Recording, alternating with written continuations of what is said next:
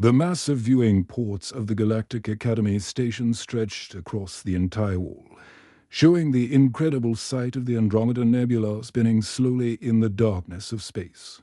Purple and gold clouds of cosmic dust swirled like paint. In water, dotted with the bright lights of distant stars, it was a view that never failed to take Kim Taiho's breath away, even after 3 months aboard the station dock. But today, he barely noticed the spectacular scenery. His stomach was twisted in knots as he walked through the gleaming corridors toward his advanced quantum mathematics class. Other students floated, crawled, and glided past him in the wide hallways. The Academy was home to the brightest minds from over 200 different worlds, and Taiho often felt like he was walking through a living alien zoo. A group of crystalline beings from Zirion Prime chimed musical notes to each other as they passed, their transparent bodies refracting the corridor lights into rainbow patterns. Behind them, 3 floating gas clouds from the Velthani Collective drifted by, their forms shifting between blue and silver as they communicated through color changes. A massive, fur-covered creature from the Outer Rim world stomped past on 6 legs, its multiple eyes blinking in sequence. And then there was Taiho, just a regular human in a standard Academy uniform, looking painfully ordinary next to all these incredible alien beings. His black hair was messy from sleep, and his brown eyes showed the exhaustion of someone who had been staying up till late trying to understand homework that seemed impossible. The Academy was supposed to be an honor. Only the top students from each world got selected for the exchange program. But 3 months in, Taiho was starting to wonder if Earth's selection committee had made a terrible mistake. He slipped into the classroom just as the warning chime sounded. The room was a marvel of technology. Holographic displays floated in the air, and the seats automatically adjusted to fit each species' unique body type. The walls were transparent, offering another stunning view of the nebula outside. Professor Zalvik was already at the front of the class, his towering insectoid form casting strange shadows under the room's lighting. He stood nearly 8 feet tall, with a chitinous exoskeleton that gleamed like black metal. His fur eyes were ranged in pairs on either side of his elongated head, and his mandibles clicked constantly as he moved, a habit that always made Taiho nervous. The professor's species, the Zalthanai, were known throughout the galaxy for their incredible mathematical abilities. They could process complex equations in their heads faster than most computers. Professor Zalthik had written textbooks that were used on hundreds of worlds, and his research had revolutionized faster-than-light travel, which made his obvious hatred of humans all the more uncomfortable. Settled down. Creatures, Zalthik's voice buzzed through the translation matrix that allowed all the different species to understand each other. The technology was so advanced that it even captured emotional undertones, and right now, Taiho could hear the professors discuss clearly. As the other students found their seats, Taiho noticed the usual pattern. The Zirion crystals grouped together near the front, their musical communications creating a constant, soft harmony.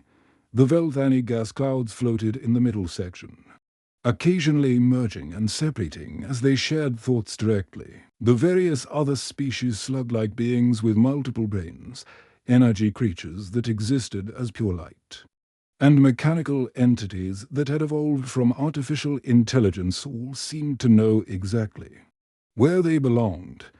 Taiho sat in the back corner, alone as always. Ah yes, our special exchange student, Professor Zalthik's eyes fixed on Taiho with unmistakable contempt.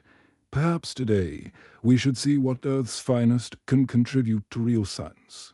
The way he said Earth's finest made it sound like a joke. Several students turned to look at Taiho, and he could feel his face burning with embarrassment. This wasn't the first time the professor had singled him out, but it never got easier. For the past 3 months, Taiho had been struggling in ways he had never struggled before on Earth. He had been a genius, the youngest person ever to earn a doctorate in theoretical physics from Seoul National University. He had solved problems that had stumped professors twice his age. But here, surrounded by beings whose brains worked in ways human minds couldn't even imagine, he felt like a child trying to keep up with adults. The telepathic species could share thoughts and solve problems collectively. The quantum-minded beings could process multiple realities simultaneously. The artificial intelligences could run calculations at speeds that made human thinking seem glacial. And Taiho?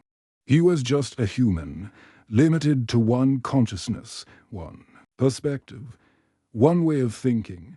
Today, we examine the void equation, Professor Zelvik announced, and suddenly the entire classroom was filled with a massive holographic display. Mathematical symbols and formulas appeared in the air, floating and rotating slowly. The equation was enormous, stretching from floor to ceiling and wrapping round the entire room. Taiho's heart sank as he looked at it. The mathematics were unlike anything he had ever seen. Variables seemed to twist and fold in on themselves. Quantum uncertainties cascaded through probability matrices, and paradoxes existed alongside their own solutions. It was beautiful in its complexity, but also terrifying. This problem has remained unsolved for over 3,000 years, Zelvik continued, his mandibles clicking with excitement. It describes the theoretical pathway to instantaneous matter, transmission across infinite space. The being who solves this equation will revolutionize transportation throughout the galaxy. Round the room, the other students leaned forward with interest. Even the most advanced among them had only managed to solve small portions of the equation. Taiho had heard rumors that entire civilizations had dedicated centuries to working on just individual components. Mr. Kim, Professor Zelvik's voice suddenly cut through the air like a blade. Dripping with false politeness, since you represent humanity's intellectual peak, perhaps you would like to demonstrate your species' problem-solving abilities. The classroom went completely silent. Even the musical humming of the Zirian crystal stopped. Everyone turned to stare at Taiho, and he could feel the weight of their attention pressing down on him. This was it. This was the moment Professor Zelvik had been building toward for months, the public humiliation that would finally drive the struggling human from their advanced class. Several students shifted uncomfortably in their seats, recognizing the professor's cruelty for what it was. Taiho's mind raced. Every logical part of his brain screamed that this was impossible. Beings far more intelligent than him, creatures with capabilities he couldn't even comprehend, had failed to solve this equation for 3,000 years. What hope did one human have? But as he sat there, feeling the eyes of the entire class on him, something else stirred in his chest. It was something that had driven humans to climb impossible mountains, to sail across unknown oceans, to reach for the stars when everyone said it couldn't be done. It was the stubborn human refusal to accept defeat, the crazy human belief that any problem could be solved if you just thought about it hard enough. Taiho stood slowly, his heart pounding so hard he was sure everyone could hear it. His hands were shaking slightly, but his voice was steady when he spoke. "I'll try, Professor," he said quietly, moving toward the massive holographic display that filled the room. As he approached the floating equations, he could hear the whispered conversation starting behind him. The translation matrix picked up fragments, calculations of his probability of success, discussions of human cognitive limitations, and what sounded like bets being placed on how quickly he would give up. But Taiho blocked it all out. He stood before the void equation, feeling very small and very human, and began to study the mathematics that had stumped the galaxy's greatest minds for 3 millennia. He had no idea that he was about to change everything. The holographic equation towered above Taiho like a glowing mountain of impossible mathematics. Each symbol pulsed with soft light, and the entire display rotated slowly, showing the complexity from every angle. Variables twisted through dimensions that human eyes couldn't even properly see. And probability matrices cascaded in patterns that seemed to dance just beyond understanding. His classmates watched from their seats with expressions that ranged from curious anticipation to outright pity. The Zirian crystal beings at the front of the room hummed together in their musical language, their transparent bodies flickering with internal light. The translation matrix picked up fragments of their conversation. Words like impossible, primitive, and embarrassing floated through the air. Behind them, the Velthani gas clouds shifted between colors that indicated concern and amusement. One of them, a brilliant student named Minho, who had always been polite to Taiho, pulsed, with gentle blue patterns that roughly translated to "I hope this doesn't hurt his feelings too badly." Even the mechanical beings' artificial intelligences that had evolved from ancient computer systems seemed to be running calculations on just how quickly the human would give up. Their optical sensors focused on Taiho with the cold precision of machines analyzing a problem. Professor Zelvik stood to one side, his 4 eyes tracking every movement Taiho made. His mandibles clicked in a rhythm that indicated barely contained impatience. This was supposed to be a quick demonstration of human limitations, not a drawn-out exercise in futility. But as Taiho stared at the equation, something completely unexpected began to happen. While his classmates saw rigid mathematical certainties, perfect logical structures that followed predictable rules, he began to notice something else entirely. There were irregularities in the patterns, tiny inconsistencies that seemed almost familiar. The quantum flux variables, he murmured, more to himself than to the class. His voice was barely audible, but in the silent room, everyone heard him clearly. He reached for a light stylus from the professor's desk, and the holographic display responded to his touch, allowing him to make notes directly on the floating equations. "They're not random," he continued, his voice growing stronger as excitement began to build. "There's a pattern here." Professor Zelvik's mandibles clicked impatiently. "Mysticum. Generations of the galaxy's greatest minds have attempted to find patterns in those variables. The randomness is fundamental to quantum mechanics. You cannot simply—" "No, look," Taiho interrupted, and the entire room seemed to hold its breath. No one had ever interrupted Professor Zelvik before. The professor's eyes widened in shock. But before he could respond, Taiho was already moving. The human began highlighting sections of the equation with the light stylus. His movements, quick and confident. "See how these probability cascades mirror weather patterns, the way they build and collapse. The recursive loop sits exactly like how storm systems develop on Earth." He moved to another section, his excitement growing by the second. "And here this dimensional folding follows the same mathematics as ocean currents. The way spacetime bends round massive objects. It's like water flowing round rocks in a river." The room was completely silent now. Even the musical humming of the Zirian crystals had stopped. Everyone was staring at the human as he worked, drawing connections that none of them had ever considered. The human's approach was completely unorthodox, where other species applied pure logic and computational power. Taiho was drawing connections between abstract mathematics and physical phenomena from his home world. He was treating the equation not as a sterile mathematical problem, but as something alive and familiar. Min-ho, the Velthani gas cloud, pulsed with confused colors, deep purples and oranges that indicated bewilderment. Through the translation matrix, his thoughts came across as statistical analysis. The human is applying chaos theory to quantum mechanics. This approach has a 0.003% probability of success based on all known precedents. But Taiho wasn't thinking in probabilities or precedents. His mind worked the way human minds had always worked, finding patterns in chaos, making intuitive leaps that defied pure logic. He began to see the equation not as a mathematical problem to be solved through computation, but as a living system full of the same unpredictable patterns that governed everything from weather to evolution on Earth. The fractal recursions in Section 7, he said, his voice becoming more animated as he worked, they're not mathematical abstractions. They're describing how consciousness interacts with quantum fields, like how a butterfly's wings can affect weather patterns on the other side of the planet. Professor Zelthick's exoskeleton made a creaking sound as he leaned forward involuntarily. His contempt was slowly being replaced by confusion and the first stirrings of something that might have been concern.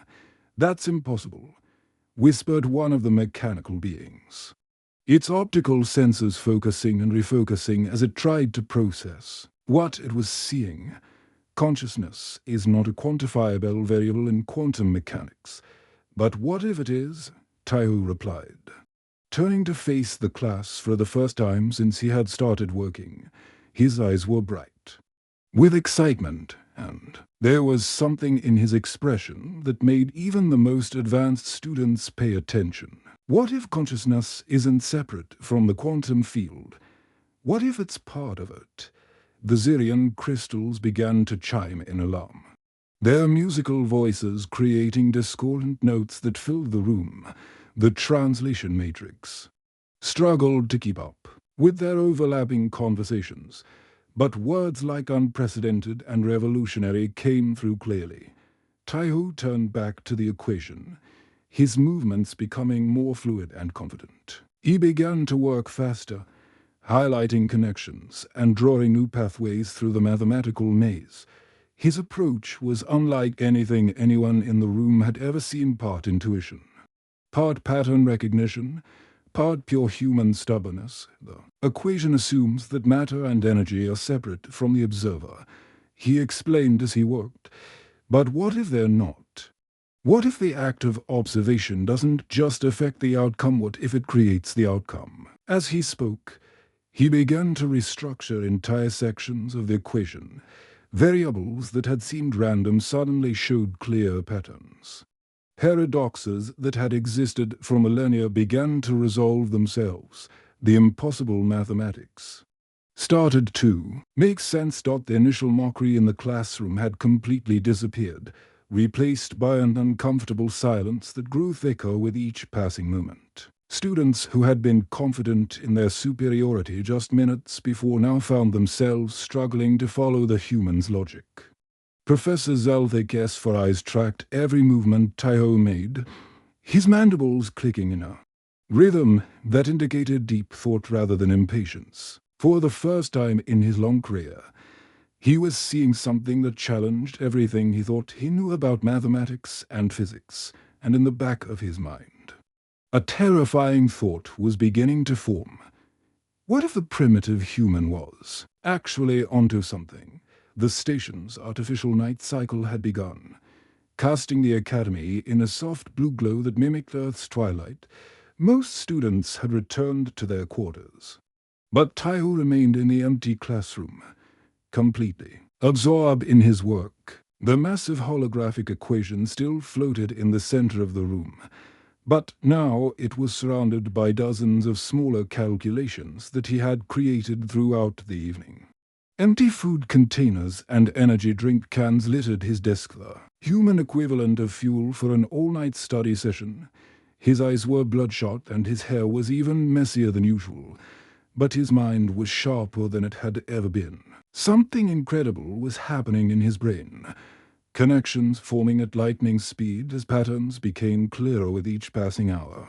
The original equation hung in the air like a complex three-dimensional puzzle, its variables and constants pulsing with soft light. But Taihu had begun to see it differently. Where other species saw rigid mathematical structures, he saw something that reminded him of home: the chaotic beauty of a thunderstorm, the unpredictable flow of a river, the way flocks of birds moved together without any central command.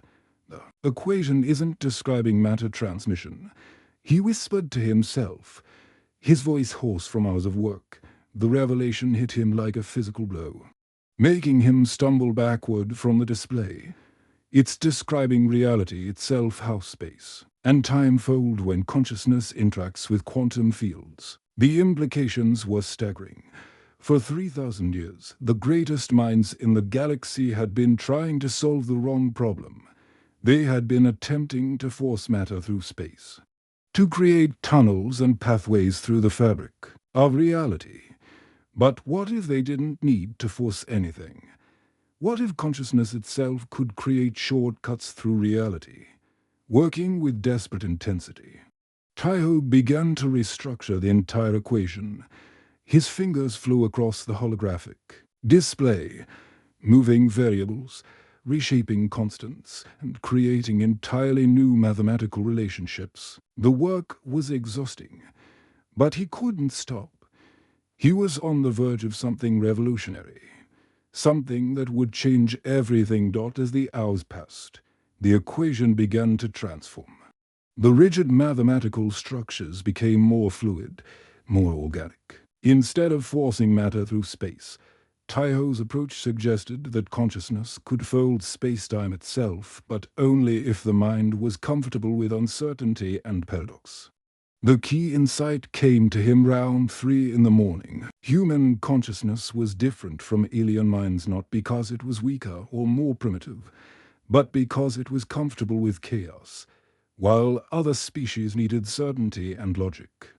Humans had evolved to thrive in uncertainty. They could hold contradictory ideas in their minds without breaking, could make intuitive leaps that defied pure reason.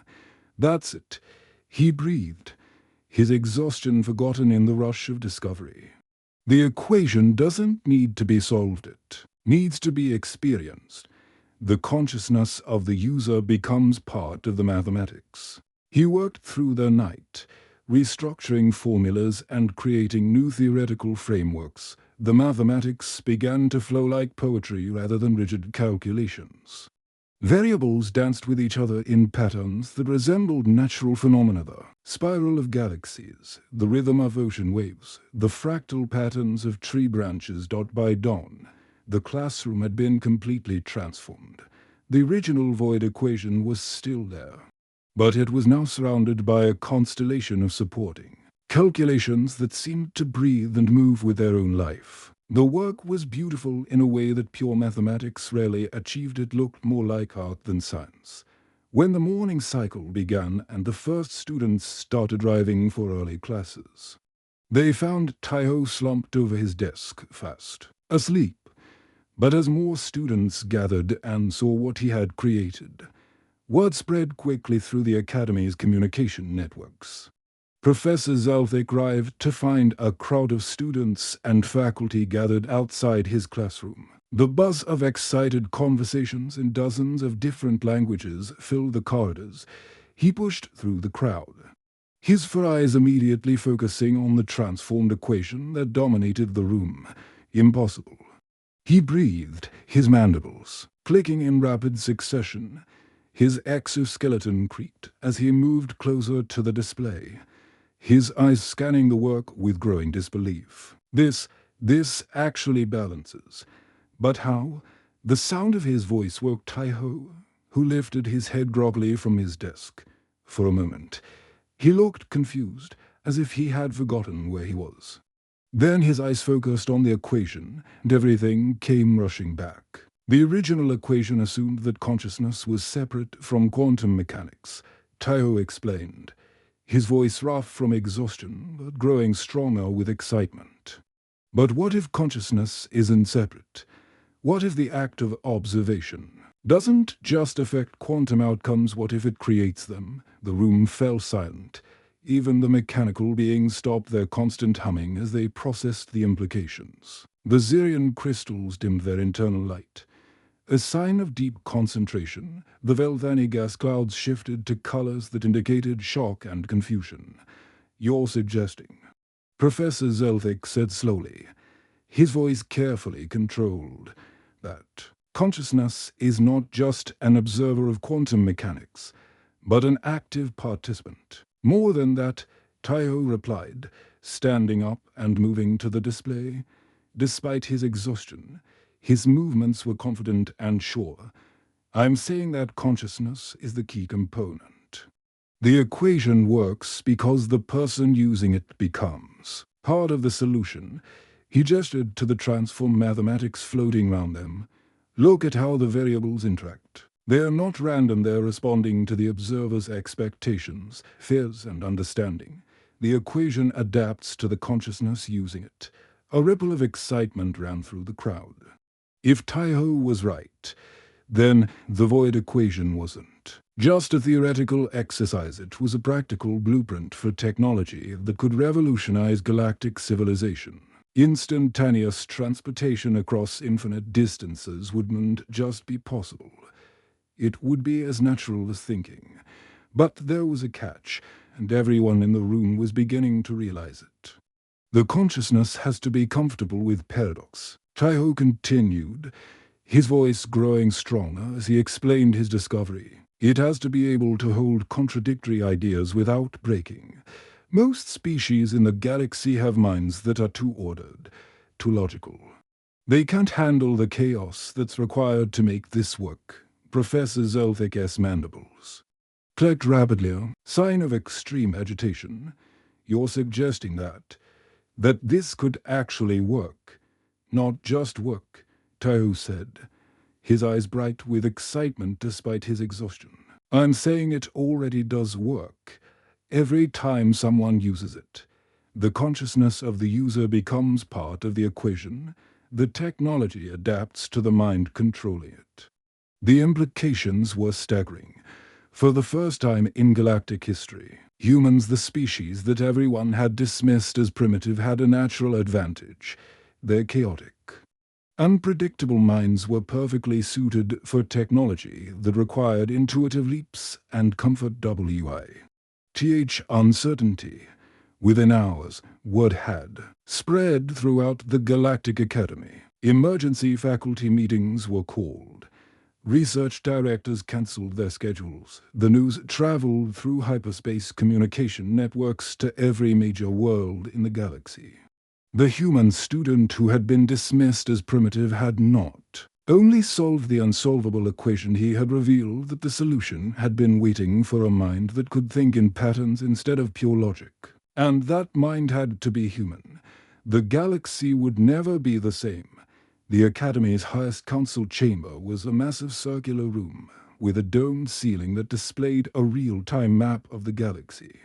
Thousands of star systems twinkled like diamonds against the black void, connected by the glowing lines of hyperspace trade routes. But today, the usually calm chamber buzzed with tension as representatives from across the galaxy gathered for an emergency session.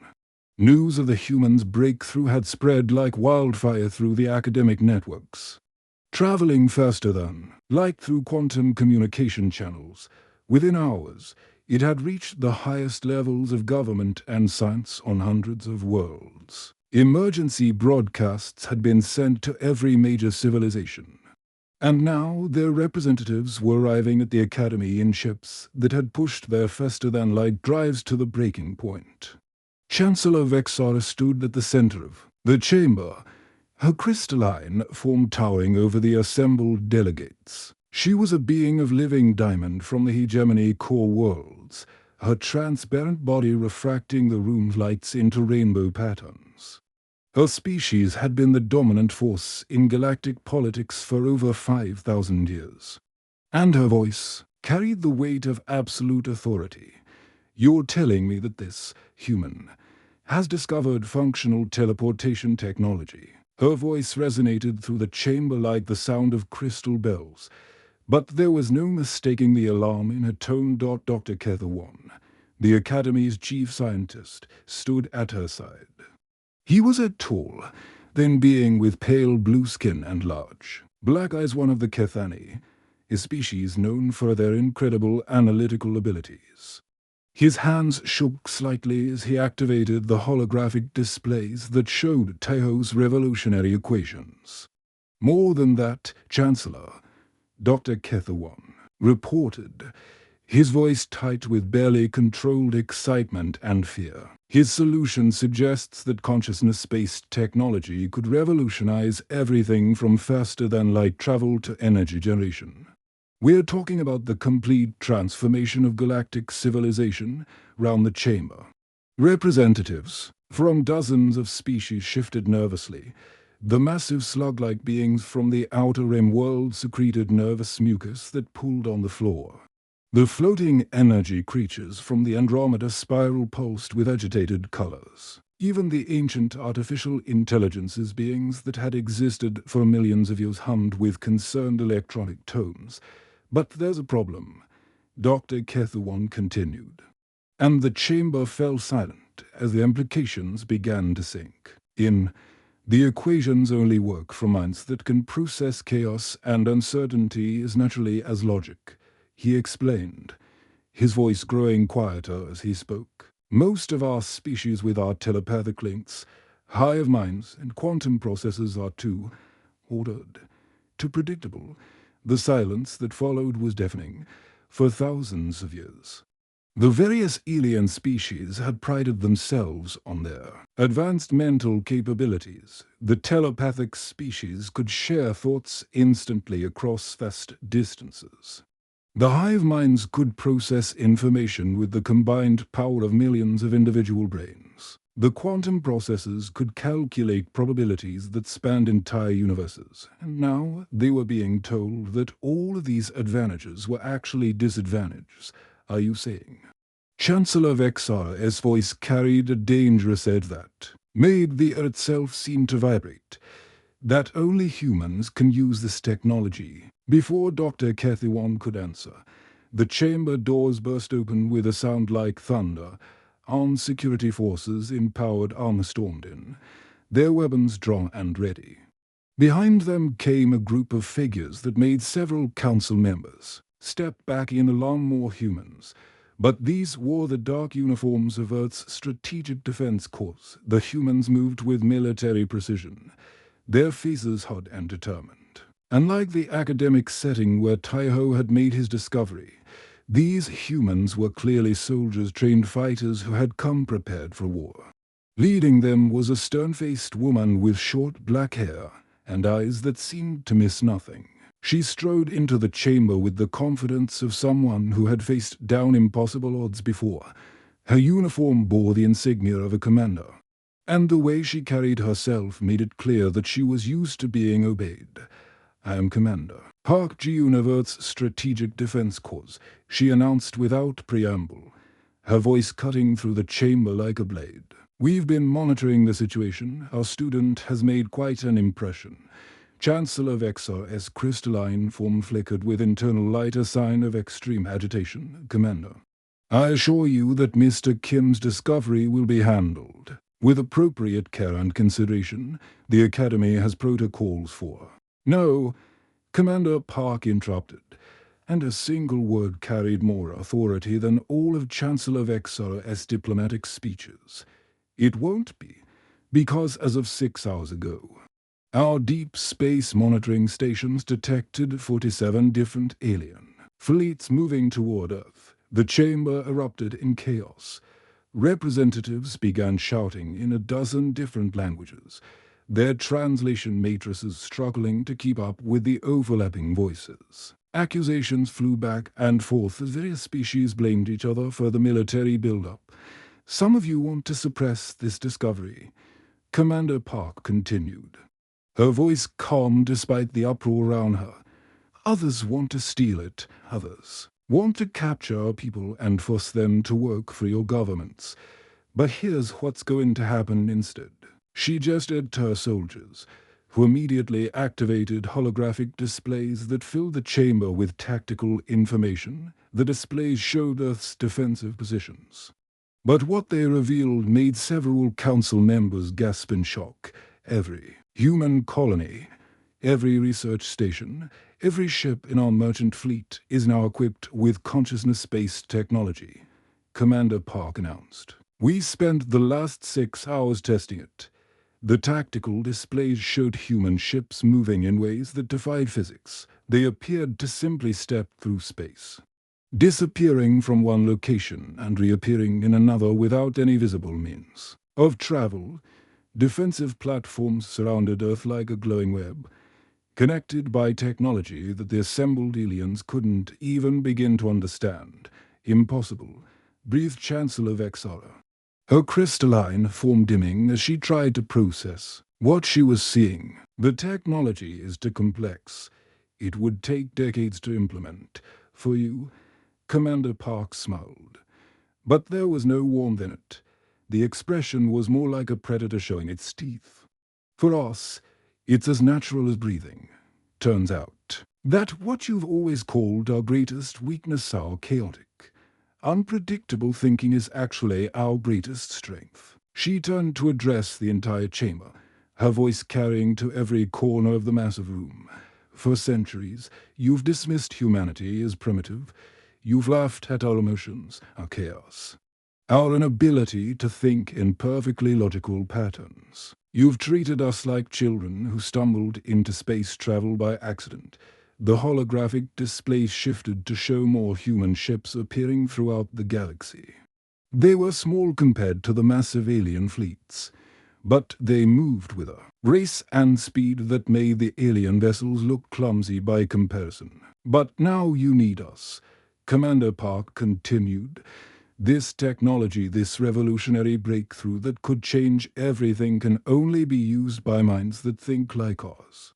Minds that are comfortable with uncertainty, that can hold contradictory ideas without breaking, that can make intuitive leaps that defy pure logic. Round the chamber, the reality of the situation began to sink in. The species that had always been at the top of the galactic hierarchy, the telepaths, the hive minds, the quantum processors, were suddenly obsolete. The future belonged to the chaotic, unpredictable humans. So here's how this is going to work, Commander Park said, her voice taking on the tone of someone delivering an ultimatum. You're going to leave Earth alone. You're going to treat humanity as equals, and maybe, if you're very polite and very respectful, we might consider sharing our technology with you. She paused, letting the weight of her words settle over the chamber. But only if you asked nicely. The galaxy had changed forever, and everyone in the room knew it. 6 months after the breakthrough, the galaxy had changed beyond recognition. The transformation was so complete that beings who had lived for thousands of years could barely recognize the civilization they had once known. Ancient trade routes that had been stable for a millennia were now obsolete. Political alliances that had lasted for centuries crumbled overnight. The very fabric of galactic society was being rewoven around a single, undeniable truth. Humanity was no longer the junior species in the galaxy. The Galactic Academy Station, once a symbol of alien intellectual superiority, now hosted the largest concentration of human researchers in known space. What had once been a place where humans struggled to keep up had become the most important educational institution in the galaxy. Beings from hundreds of worlds waited years just for the chance to study there, hoping to understand the revolutionary technology that had changed everything. Ty Dash hosted in the same classroom where he had once been humiliated. But now, he was the one teaching. The irony wasn't lost on him as he looked out at his students, beings from across the galaxy who had once looked down on humanity, now hung on his every word. As he explained the principles of consciousness-based technology, the key, he told them, gesturing to the holographic equations that floated in the air, isn't in fighting the uncertainty, it's in embracing it. Your minds are incredibly powerful, but they're too ordered to interact naturally with quantum chaos. His students were a diverse group that would have been impossible to imagine just months before. Crystalline beings from the core world sat next to mechanical intelligences from the outer rim. Telepathic species that had never needed to speak aloud struggled to understand concepts that required individual thought. Hive minds that shared consciousness across billions of individuals tried to comprehend the value of chaotic, unpredictable thinking. In the back of the classroom, Professor Zalvik took notes with the same intensity he had once demanded from his students. The former instructor had become one of Taiho's most dedicated pupils, his insectoid pride gradually giving way to genuine respect for human cognitive abilities. His four eyes tracked every movement, every gesture, as if he were afraid of missing some crucial detail. But Professor Kim, as the floating gas cloud from the Velthani collective, its colors shifting to indicate confusion. How do we learn to think chaotically when our minds are designed for order? Taiho smiled, remembering when he had been the one asking desperate questions. You don't learn to think chaotically, he explained. You learn to be comfortable with not knowing the answer. You learn to trust your intuition even when logic says you're wrong. You learn to hold contradictory ideas in your mind without breaking. Outside the classroom windows, the space round the academy buzzed with activity, unlike anything the galaxy had ever seen. Human ships moved with impossible grace, their consciousness-based drives allowing them to step through space as easily as walking through a door. They appeared and disappeared in flashes of light, covering distances that would have taken conventional ships months to traverse in mere hours. The sight never failed to amaze the alien observers. Trade routes that had once taken months to complete now required only hours. Cargo ships could deliver goods from one side of the galaxy to the other faster than the old communication systems could send. D-messages, the entire galactic economy was being rebuilt around this new reality. But the real change was more subtle and more profound than just faster transportation. Throughout the galaxy, species that had considered humans primitive now found themselves seeking human partners for their most complex projects. Research stations that had once excluded humans now competed desperately for human scientists. The chaotic, intuitive, emotion-driven human consciousness that other species had long dismissed as primitive proved to be the key to unlocking the universe's deepest secrets. Commander Park Ji-yoon arrived at the academy for her weekly briefing, with Taiho, her transport ship materializing just outside the station's docking bay in a flash of quantum energy. The young mathematician had become one of humanity's most important strategic assets, though he still seemed more comfortable with equations than with politics. The Hegemony Council has requested another technology transfer, she reported as they walked through the station's corridors. Round them, alien students and researchers stopped to bow respectfully as they passed a sight that still made Taiho uncomfortable. They're offering 3-star systems in exchange for consciousness drive manufacturing rights. Taiho shook his head. The same answer he had given dozens of times before. Same answer as always. Commander, the technology can't be transferred. It can only be understood, and understanding requires thinking like a human, which means that for the first time in galactic history, other species are asking to learn from us instead of the other way round. They paused at one of the station's massive viewing windows, looking out at the incredible sight of human ships dancing through space with impossible grace. In the distance, alien vessels moved in careful, predictable patterns, their movements slow and clumsy compared to the elegant ballet of human consciousness-driven technology.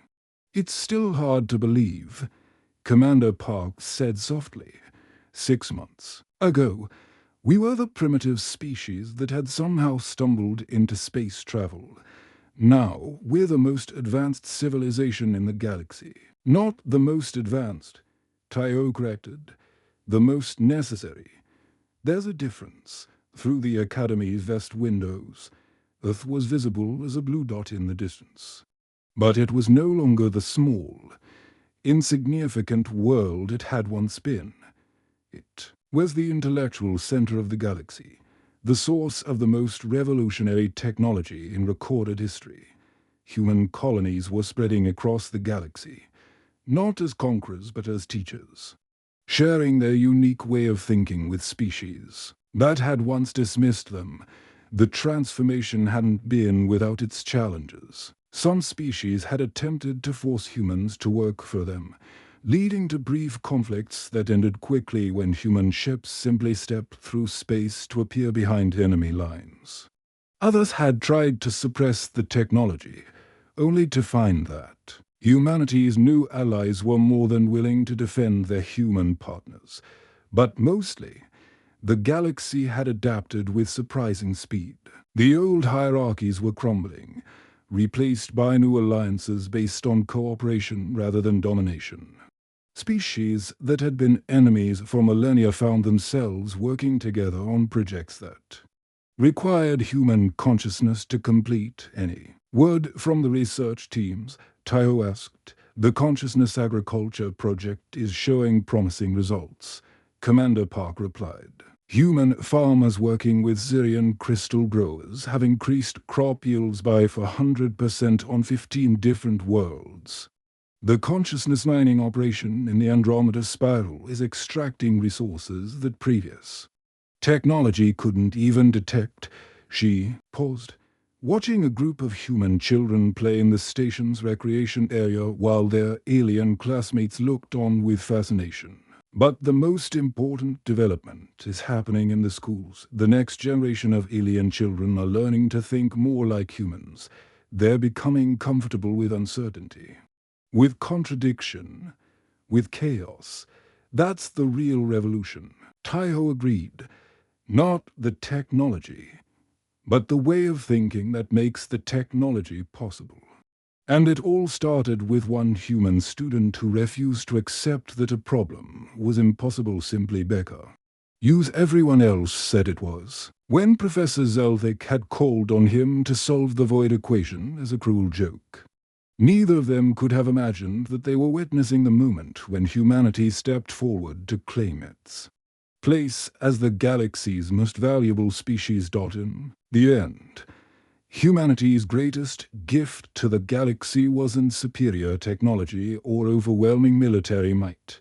It was the simple, stubborn human refusal to believe that there was any problem that couldn't be solved with enough creativity, determination, and the willingness to think differently. The galaxy would never be the same. The end.